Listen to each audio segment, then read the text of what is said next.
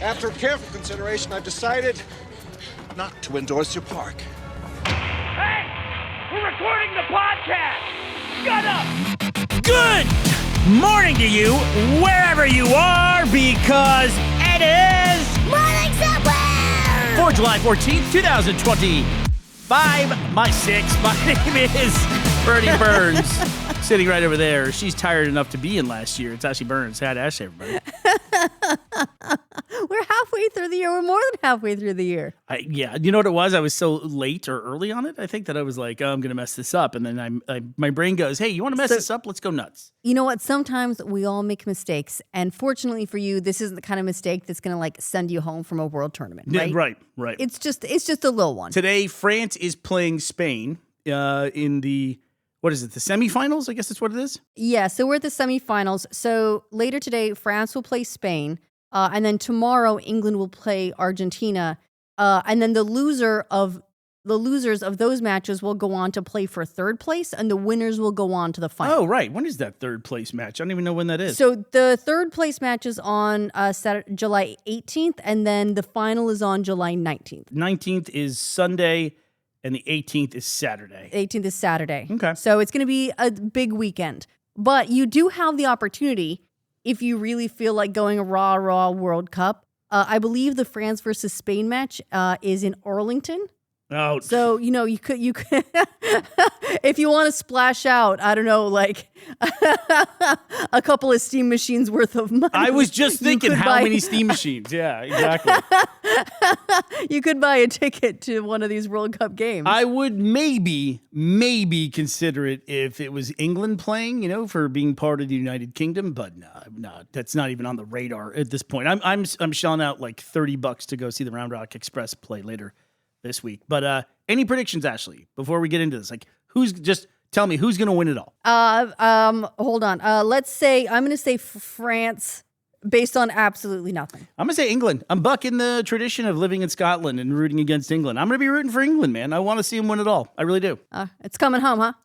Let's not go crazy, Ashley. One step at a time. I can be happy for England without doing the dumb chant. It's coming home, for God's sake. So what's this article you sent me about the actor who plays Danny Rojas in Ted Lasso is actually now a football player? Yeah. So Cristo Fernandez, who plays Danny Rojas in the Ted Lasso series, which is about an English football team, he's methods so hard that he's actually going pro as a football player in El Paso. So you can go see him if you want to. I would more likely drive, honestly, to El Paso, which is like from here, I think an 8-hour drive, but still in the same state. Think about that, Ashley. That's insane. It's a big state. But I was trying to explain to a friend today just how big Texas is.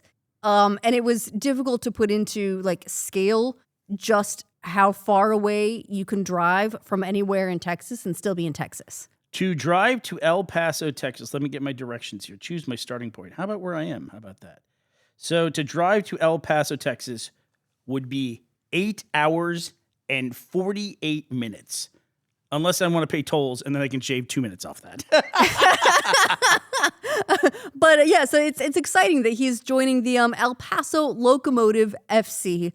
And how much do you want to bet that like all the fans are just going to be chanting "football is life" at him for the rest of his career? Oh, it's going to be huge. Right? This is not something that he's going to be able to like outrun or like start like a new identity or anything. This is like it's tied to him for life now. He is, no matter what, he is Cristo Fernandez. He is also Danny Rojas forever. No, forever.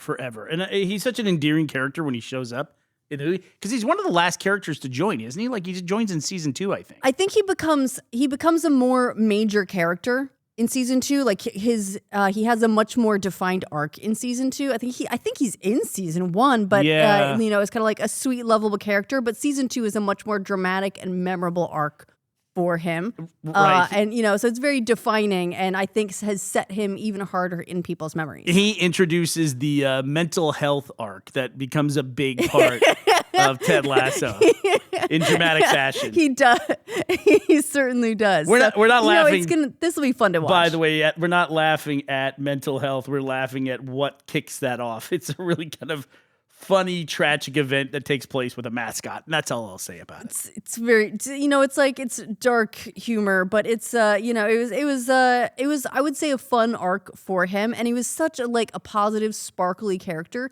I'd say that's one of the things that has stuck with people as well. And clearly it's because that wasn't just acting, that was him, right? Shining through, and he's clearly got the love of football to go and then take it and go pro with it. So good for him, man. Well, what if we made other actors who were very popular in a role actually do that role for a living later? What if Ryan Gosling was now the guy in charge of solving global climate change? He had to do it. It was the onus is on you now, Ryan Gosling. We saw the movie. Matt Damon's in charge of getting home. Right, getting everybody back home from wherever they are. He'll get a team in to get them back out.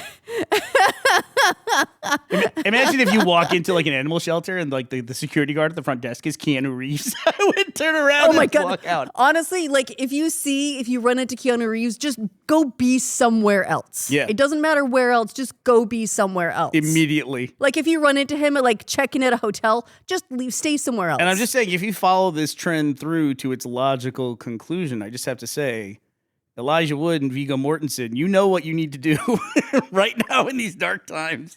Break a toe, baby. Hey, since we're talking about a streaming series from a couple of years ago, go ahead. I mentioned in the I don't know if I mentioned on yesterday's episode or in the it was in the sponsor chat that I did.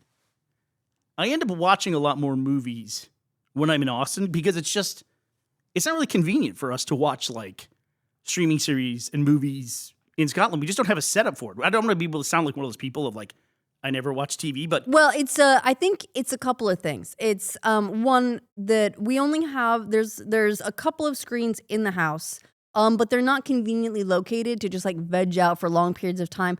And also there are kids underfoot who are either fighting for control of the TV or generally climbing all over us until so it's not convenient to watch something, and if you need to be covering their eyes.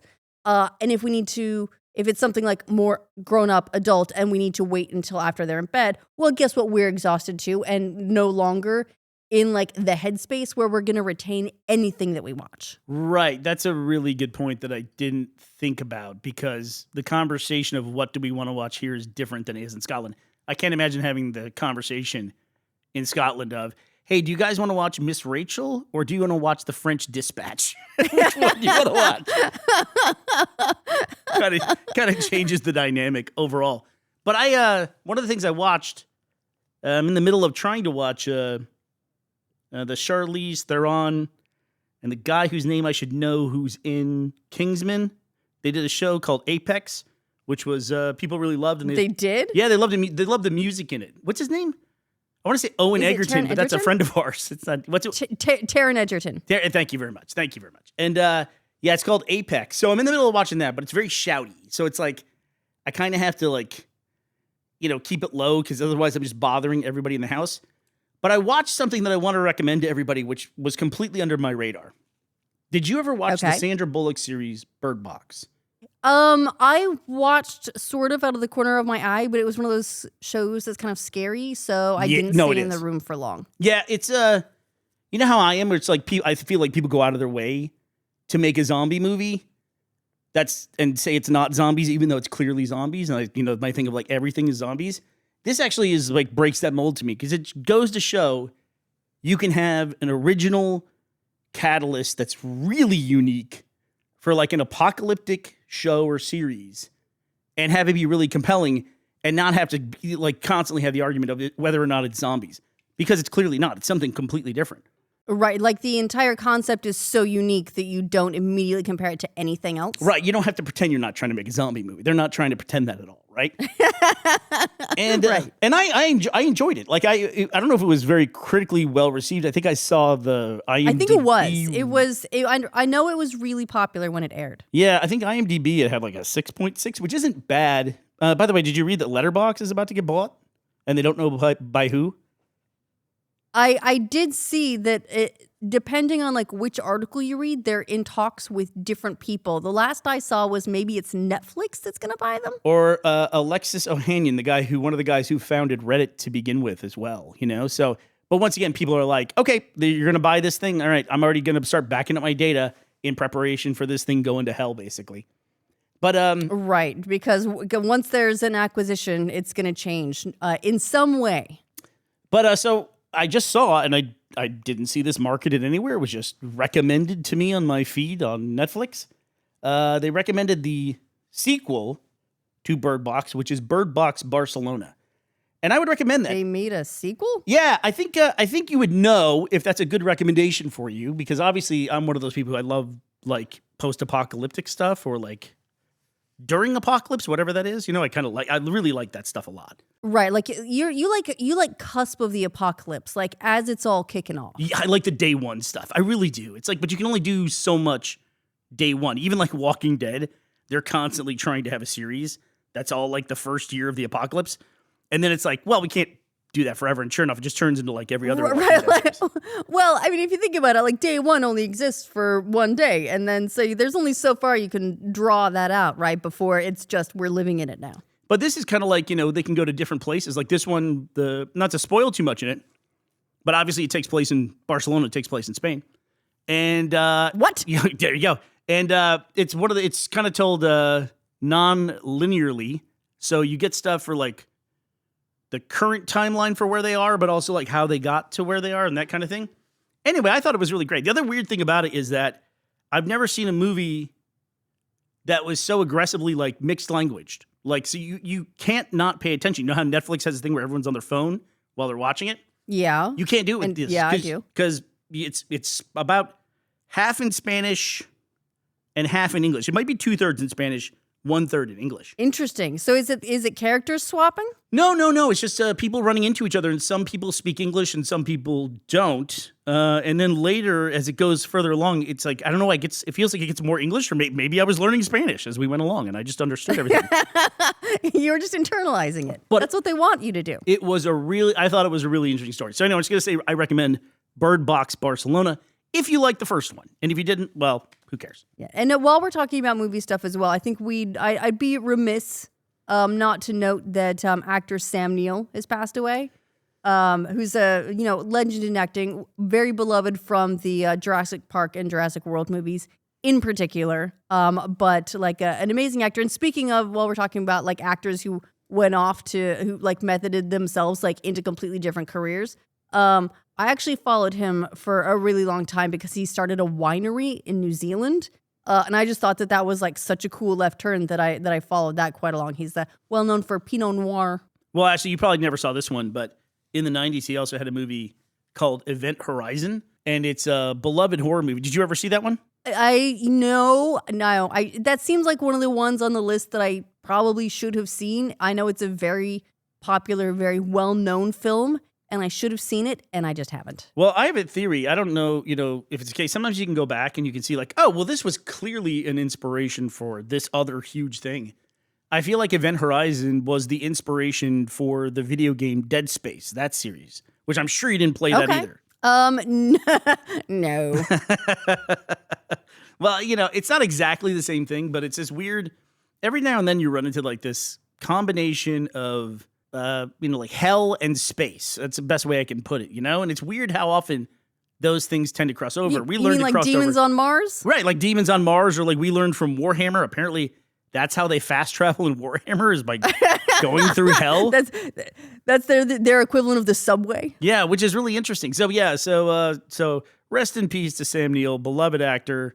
I love Jurassic Park, but I also love when actors who are really well established will go and do like something that's a little bit more fringe sci-fi, and I think Event Horizon definitely fits that bill. So rest in peace to a great actor, Sam Neill. I was also I was looking through his filmography, which is extensive. He's got like 155 acting credits, and I learned a lot just reading through it. And I was like, "What do you mean he was in this?" Like, I didn't know he was in the show Peaky Blinders.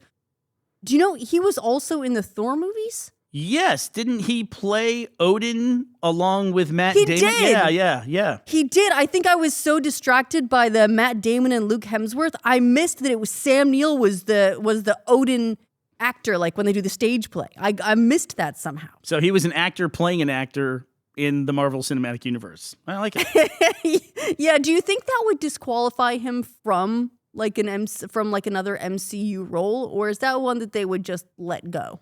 Oh, I think I don't know if that it's surprising when you go back and you look at stuff and like who's in the MCU and who's not. Like even people like Edward Norton and Ben Kingsley. It's like sometimes it's shocking to realize all the different people. Liv Tyler, all the people who are in the MCU over the years.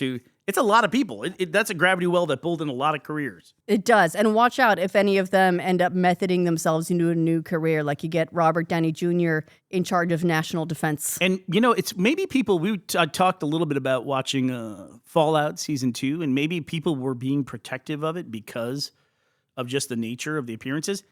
I didn't know that Fallout Season 2 was so cameo heavy. There's a ton of cameos in it. Really? Yeah. Like, I don't think it'll ruin anything for anybody, but like one of the lead characters in it is Justin Theroux from like The Leftovers and Charlie's Angels. Oh, wow. Yeah, and I love that actor a lot. He's fantastic. Well, I'm just starting to watch it, so I'll try and catch up, and then you don't have to worry about spoiling me on anything. Yeah, no, please do, because there are some really great moments in that, and some really great cameos. So actually, what is this story in the group chat about this AI journalist? Well, so here's a weird thing that happened where it's not that it wasn't an AI journalist. There was a journalist. He got fired from his outlet or laid off, essentially. They said that they got like delisted from Google, and so they were laying everyone off.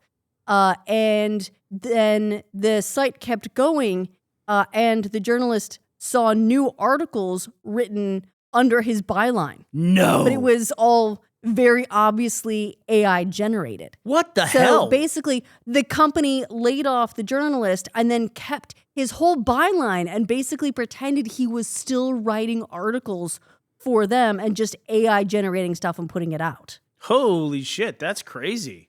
Also, you can do that? Look forward to AI Gavin in the new RTAA coming out next week.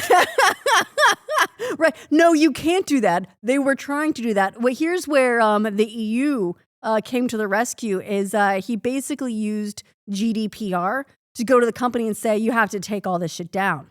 And so obviously they did not, of course. They took his name off the articles and just put them under some other totally random name, but at least separated like his name from these articles that were not written by him. That's insane. That's got to be. I would think that would be an absolute slam dunk lawsuit, wouldn't you, Ashley? I mean, I would like to think so, yes. But it's another also like nail in sort of like the coffin of being able to trust anything you read anywhere. Like even if it's like from someone who you're like, yes, I know this person. I've followed them for a long time. I trust what they have to say. You can't even now believe that that's actually by that person. No. It's really frustrating. No, that's crazy. That's crazy. Or it's like you might get fired from your job because of AI, but you continue to work there like somehow without getting paid. Right. God, it's like nothing. What is real? Like where is the line of what's like real you and what's just not? sign your name away. I mean, I know we've got like some wins, like Meta recently walked back the ability to use AI to generate like photos and videos based on anyone's public Instagram posts, which you can see how that would have been an absolute recipe for disaster. They did walk that back because of backlash, but then you have stuff like this that just continues to make one frustrated. I also read too that Wyoming, which I associate as being a very pristine state from a nature standpoint, that some AI data center they have there in Wyoming ended up dumping contaminated water. I'm not really sure what qualifies as contamination in a data center. Maybe even heat was in it. I don't know what it was. Anyway, the response from the state. You could probably get metals in the water pretty easy. Yeah, maybe that's the case. Yeah, there could be some metals, like even some heavy stuff in there. But the state of Wyoming, in response to this natural disaster, or excuse me, this environmental disaster, not natural at all, their response was, "Oh, we're going to change the rules and have some more regulations about some stuff." And the top comment was just someone going, "Yeah, that'll fix it. Yeah, that'll be a bigger fine. Okay, great. Fine for different stuff. I'm sure that'll slow them down." Yeah, right. It's like, don't worry. They'll just, I'm sure they'll just make the right donations, and it's not going to be an issue at all. Well, also, while we're talking about this stuff, stocks are down. AI chip stocks are down. A lot of that is because of the now reinvigorated war in Iran. And the latest development there is now the American government is saying they are going to charge tolls to ships passing through the Strait of Hormuz which is something that they explicitly said before that they were not going to do and was not on their agenda. And now they're saying they're going to charge tolls. Didn't you say yesterday that they were demanding that Iran publicly announce that the strait was open? Yeah, they wanted Iran to say that. That was from over the weekend. They wanted Iran to publicly say that the strait was open. Like, what does that even mean? Okay. Yeah, that was from our discussion yesterday. And then we had that article linked up. Yes. Well, it's been 24 hours. All right, Ashley. Well, who's joining us and paying our tolls this week through the Strait of Hormuz? I want to say thank you to our Hormuz navigators, Alan Messick and Tolly Maggs. Thank you both so much for sponsoring this episode of our show at patreon.com/morningsomewhere and roosterteeth.com. All right. Well, that does it for us today. July 14th, 2026. We will be back talking tomorrow. We hope you will be here as well. Bye, everybody.